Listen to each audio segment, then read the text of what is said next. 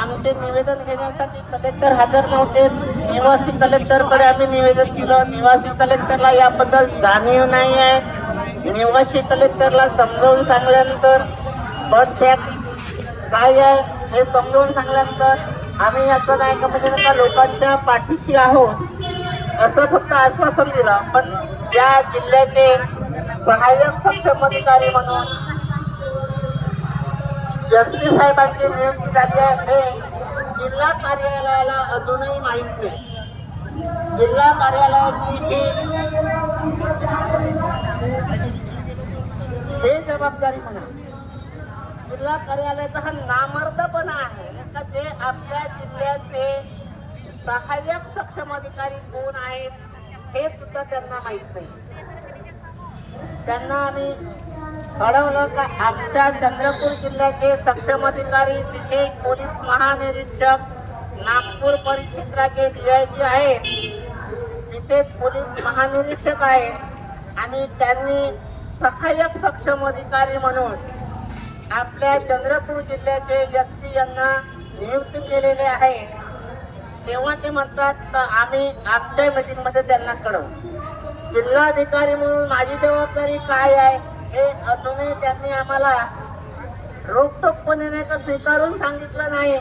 तर ही जबाबदारी माझी आहे. माझ्या जिल्ह्याच्या पीडितांचा भुगतान मी करीन हे असं आश्वासन नाही दिलं.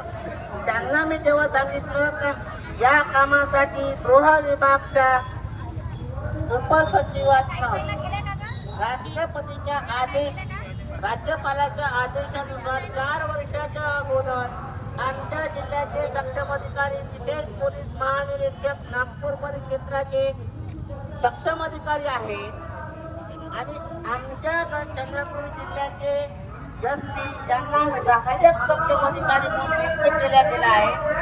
तेव्हा म्हणतात आम्ही आमच्या येणाऱ्या मीटिंग मध्ये त्यांना आदेशित करू तुमचा भुगतान त्यांना करायला भाग पाडू. परंतु आपल्याला त्यांच्या या अल्पशा एकदम छोट्याशा सहानुभूतीने आमचं काही होणार नाहीये. तरी कृपया मी सर्वांना विनंती करतो आपला जोपर्यंत भुगतान होणार नाही तोपर्यंत आपल्याला शांत बसायचं नाहीये. येणाऱ्या 22 तारखेला सर्वांनी याच जिल्हा कलेक्टर समोर किंवा याच SP समोर येऊन आम्हाला ज्याला टाका नाही तर आमचा पैसा द्या ही मागणी करायची आहे. किती लोकांचा नका सपोर्ट आहे, किती लोक जेलमध्ये यायसाठी तयार आहेत, सर्वजण यायसाठी तयार आहेत. खादी पीडित जमा करता परिवाराचा खादी पीडित जमा करता परिवाराचा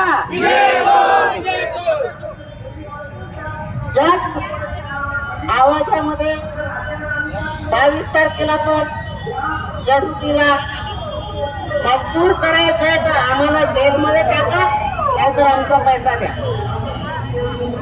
या भुगतानच्या संदर्भात या स्थिती परताव्याच्या संदर्भात आपले जिल्ह्याचे हे SP नसून आमचे या त्या कायद्यानुसार लोकसेवक म्हणून त्यांची नियुक्ती झाली आहे. त्या ठिकाणी पोलीस डिपार्टमेंटला तो अधिकार दिलाय म्हणून